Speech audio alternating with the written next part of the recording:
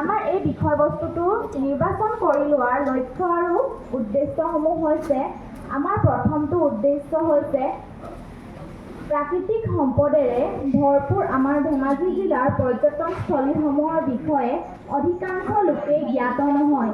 সেইবাবে সকলো লোকেই আমাৰ এই পৰ্যটনস্থলীসমূহৰ বিষয়ে জনাটো আমি বিচাৰোঁ।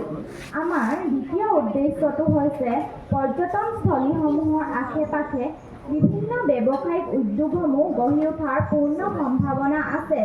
ইয়াৰ ফলত স্থানীয় লোকসকলৰ অৰ্থনৈতিক উন্নয়নৰ প্ৰভাৱ দেখা পোৱা যাব।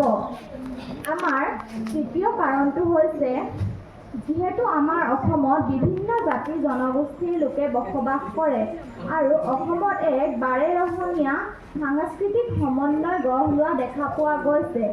যিহেতু পৰ্যটনস্থলীত বিশ্বৰ বিভিন্ন প্ৰান্তৰ পৰা পৰ্যটকসকল আহি গোট খোৱা পৰিলক্ষিত হয়, তেনে পৰিস্থিতিত তাত আমাৰ থলুৱা লোকসংস্কৃতি প্ৰদৰ্শন কৰি তাক বিশ্ব দৰবাৰত চিনাকি কৰি দিয়াটো আমি বিচাৰোঁ।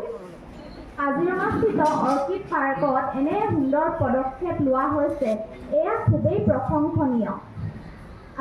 আমাৰ চতুৰ্থ কাৰণটো হৈছে আজিকালি যিহেতু ইণ্টাৰনেটৰ যুগ, সেইবাবে মানুহে ইমান বাতৰি কাকত বা কিতাপ পত্ৰবোৰ পঢ়িব নিবিচাৰে। সেইবাবে প্ৰতিটো পৰ্যটনস্থলীৰে এটা ৱেবছাইট থকাটো প্ৰয়োজন। যিহেতু পৰ্যটকসকলে আজিকালি ইণ্টাৰনেটৰ যোগেদিয়ে পৰ্যটনস্থলীবোৰ বিচাৰি উলিয়ায়।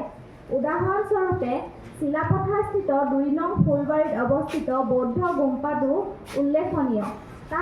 সেইটো গুম্পাটোৰ কোনো ৱেবছাইট নথকাৰ কাৰণে মন্দিৰটো বন্ধ কৰি দিয়াৰ পাছতো বহুতো দৰ্শনাৰ্থী আহি ঘূৰি যাব লগা পৰিলক্ষিত হৈছে।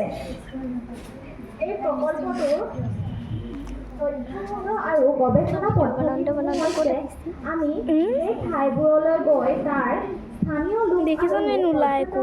পৰ্যটকসকলৰ মাজত কিছুমান প্ৰশ্নাৱলী বিতৰণ কৰিছিলোঁ আৰু পৰ্যটকসকল আৰু স্থানীয় লোকসকলে কি মন্তব্য দিয়ে তাৰ মতামত আমি বুজিবলৈ চেষ্টা কৰিছিলোঁ।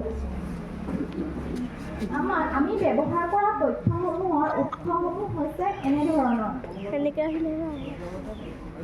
১ নম্বৰ প্ৰাথমিক তথ্য। আমি সেই ঠাইবোৰলৈ গৈ ঠাইখনৰ মহত্বৰ বিষয়ে জানিবলৈ চেষ্টা কৰিছিলোঁ আৰু আশে-পাশে থকা ব্যৱসায়িক প্ৰতিষ্ঠানৰ গৰাকী আৰু বিভিন্ন পৰ্যটকৰ সৈতে মত বিনিময় কৰাৰ চেষ্টা কৰিছিলোঁ আৰু আমি তেওঁলোকক একোখনকৈ প্ৰশ্নাৱলী দিয়াৰো ব্যৱস্থা কৰিছিলোঁ। আমাৰ দ্বিতীয় তথ্যটো হৈছে গৌণ তথ্য, যিটো আমি ইণ্টাৰনেট আৰু ছ'চিয়েল মিডিয়া আৰু বাতৰি কাকতৰ পৰাও সংগ্ৰহ কৰিছিলোঁ। পৰ্যটনস্থলীসমূহৰ বিষয়ে অধ্যয়ন কৰাৰ প্ৰয়োজনীয়তা আছে বুলি আমি ভাবোঁ। কিয়নো প্ৰাকৃতিক সম্পদেৰে চহকী যদিও আজিলৈকে আমাৰ ধেমাজিৰ পৰ্যটনস্থলীসমূহৰ আন্তঃগাঁথনিসমূহ উন্নত হোৱা দেখা পোৱা পৰিলক্ষিত নহয়।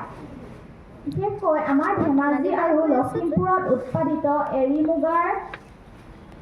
মুগা, পাটপলুৱা ইত্যাদিৰে আমি বিশ্বৰ ভিতৰতে অন্যতম।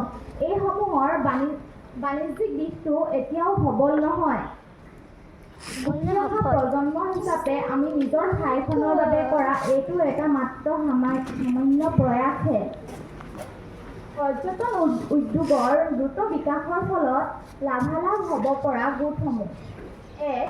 আমাৰ স্থানীয় পৰিয়ালসমূহত যিসমূহ শিক্ষিত নিবনুৱা যুৱক-যুৱতী আছে, তেওঁলোকে পৰ্যটনস্থলীসমূহত পৰ্যটকৰ সুবিধাৰ্থে তেওঁলোকে গাইডৰ কাৰ্য আগবঢ়াব পাৰে।